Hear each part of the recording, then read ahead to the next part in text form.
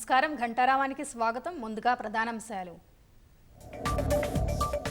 బాధ్యత గల ఎమ్మెల్యేలు బజారుకెక్కడం బాధ కలిగించిందన్న భట్టి. రెచ్చగొట్టే వ్యాఖ్యలు, భౌతిక దాడులు సరికావని పొన్నం హితవు.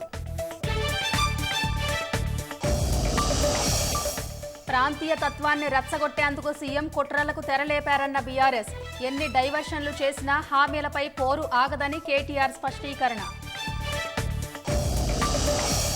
హైడ్రా చట్టబద్ధమైనదేనన్న కమిషనర్ రంగనాథ్. వచ్చే నెలలో ప్రభుత్వం ఆర్డినెన్స్ తెస్తుందని వెల్లడి.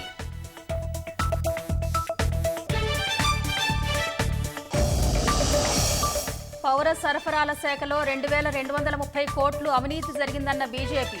అవకతవకపై గవర్నర్ను కలిసి ఫిర్యాదు చేస్తామని పాయల్ శంకర్ వెల్లడి.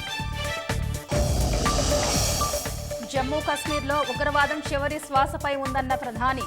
చరమగీతం పాడేందుకు సహకరించాలని ప్రజలకు పిలుపు.